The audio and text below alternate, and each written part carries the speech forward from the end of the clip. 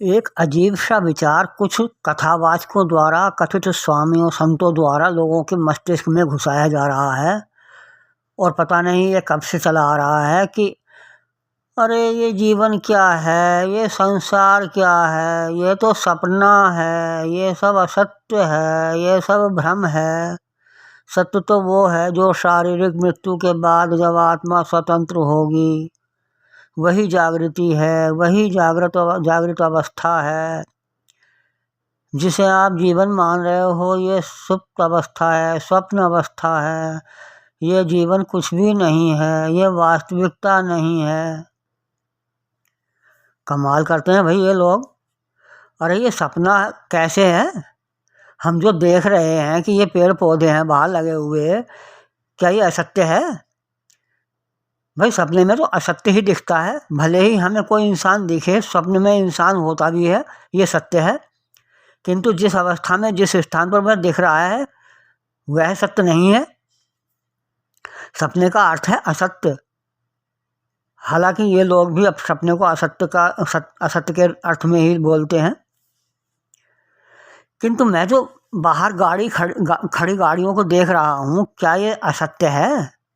क्या इनका अस्तित्व नहीं है? ये मकान है, क्या ये असत्य है? ये बिजली के खंभे, ये तार सब असत्य हैं क्या? मेरे सामने घड़ी रखी है, दीवार घड़ी टंगी है, क्या ये असत्य है? मैं जिस आसन पर बैठा हूँ, क्या यह बेड सोफा सब असत्य हैं? आपके जिन शरीरों को मैं देख रहा हूँ, क्या ये असत्य हैं? ये ऊपर आकाश है, क्या ये असत्य है? पहाड़ हैं, क्या ये असत्य हैं? क्या पृथ्वी का अस्तित्व नहीं है? आकाश में सूर्य चंद्रमा तारे जो हम देखते हैं, क्या ये हम स्वप्न में देख रहे हैं? क्या इन सब का कोई अस्तित्व नहीं है? इन्हें स्वप्न मानकर आप ईश्वर की बनाई गई सृष्टि को ही नकार रहे हैं। क्या है ये सब? और जब ये लोग इस तरह की बातें अपने प्रवचनों में शामिल करते हैं ना, जैसे मैंने ऊपर बताई थी कि ये सब सपना है, ये जीवन कुछ नहीं है, संसार कुछ नहीं है, ये वास्तविकता नहीं है, तो ऐसे लोग वो आंखें बंद करके जैसे कि बड़े सिद्ध पुरुष हों साहब, जैसे ईश्वर ही इनके मस्तिष्क में बैठा है और इनके मुख से बोल रहा है, इस प्रकार नाटकबाजी करते हैं। बहुत बड़े नाटकबाज आपको अध्यात्म में ही मिलेंगे, क्योंकि अन्य जो नाटकबाज हैं या अन्य क्षेत्र में जो नाटकबाज हैं, अभिनेता हैं, वे तो स्वयं स्वीकारते हैं कि हम नाटकबाज हैं, हम अभिनय करते हैं। जादूगर भी स्वीकारता है कि जो मैं दिखा रहा हूँ यह सत्य नहीं है, यह सब जादू है। जबकि ये लोग जो असत्य बोलते हैं उसे अटल सत्य बताते हैं। मैं इनसे पूछना चाहता हूँ कि यदि यह जीवन, ये संसार सब कुछ स्वप्नवत है, तो फिर बुरे कर्म करने में क्या हानि है, क्या बुराई है? फिर तो जितना मज़ा लिया जाए इस स्वप्नवत संसार में उतना लेना चाहिए, चाहे उसके लिए कितने भी अपराध को ना करने पड़े, क्योंकि स्वप्न में किए गए कर्म का फल तो मिलने से रहा, वो तो मिलेगा नहीं। यदि इस प्रकार सभी लोग जीवन व संसार को स्वप्नवत मानने लगेंगे तो शक्तिशाली ही लोग रह पाएंगे, निर्बलों को तो वे समाप्त ही कर देंगे। इस प्रकार अव्यवस्था ही फैल जाएगी।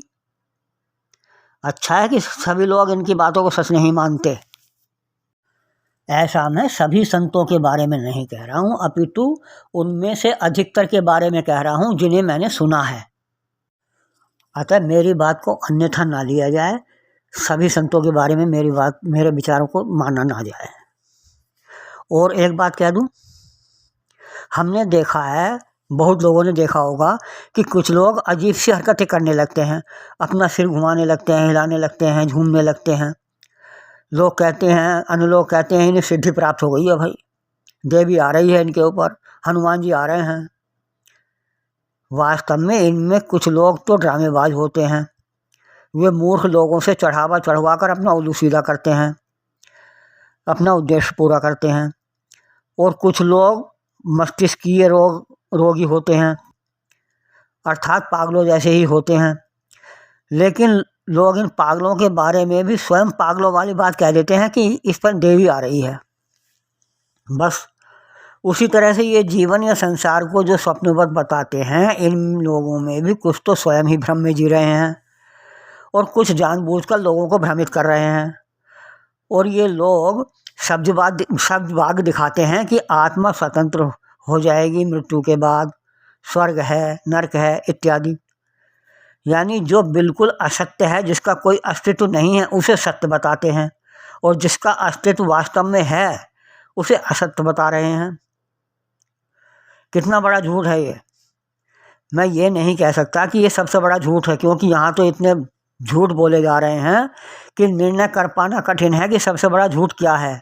एक से बढ़कर एक झूठ का प्रचार कर रहे हैं अपने स्वार्थ के लिए। मजमा लगाने वालों में और इनमें मात्र इतना ही अंतर है कि मजमा लगाने वाला सड़क पर बैठता है और ये भव्य आसन पर बैठ के बोलते हैं।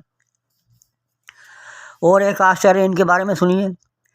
ये जो उपर्युक्त विचार प्रकट करने वाले कथित संत हैं, यानी संसार को वो जीवन को स्वप्न बताने वाले, इन्हीं के मुख से आप सुन सकते हैं कि सारी सृष्टि की हर वस्तु, हर प्राणी ईश्वर ने ही बनाया है, आप सबको ईश्वर ने ही जन्म दिया है।